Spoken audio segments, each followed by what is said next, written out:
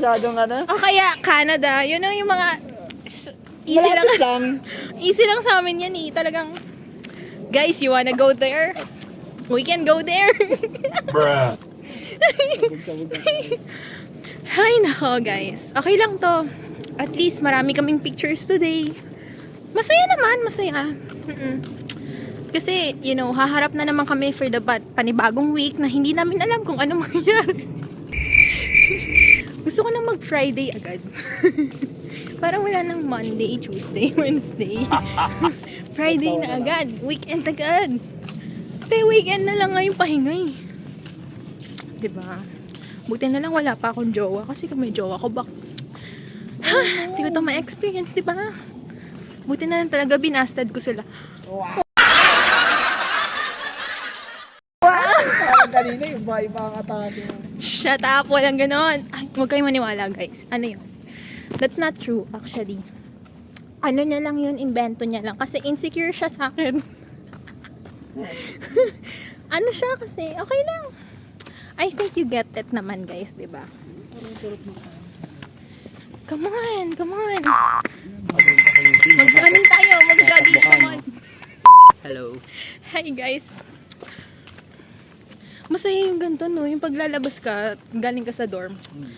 Wala lang. Stroll lang ako sa UP. Maganda yung ganun. Kaya lang, Masay ka lang 100. hindi tayo pang UP. UP-an ng lata. Wala eh. Ano po kami? Ibang gate ba ito na? Ayun yung kanina. Kasi ako po, Huli pala. sa TAF. Ay, okay lang yan, guys. Ang gusto ko pa rin, oh. Grabe yung lighting. Oh. Parang, Ayun yung bagisan yung light. grabe, hindi ako na-haggard. Wala akong makeup niyan, guys. Kita nyo yun? Pulbo lang yan, Johnson's. Grabe, ang ganda. Oh my gosh, ang ganda ko. Oh my gosh. Nakita nyo yun? Oh my gosh, paano pa kaya pag in love na ako? Epic pala yun.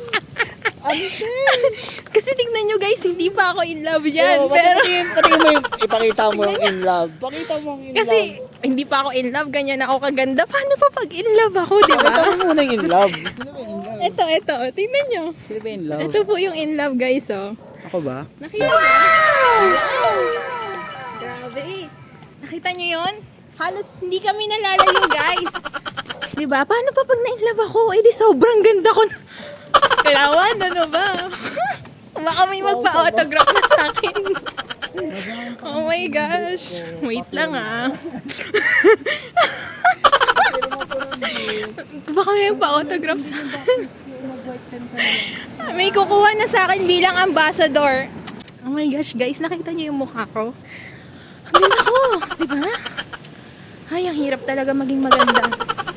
Sometimes nahihirapan na lang din ako eh. Pero, ganun talaga, it's a lifestyle. But, bye you guys! Tara!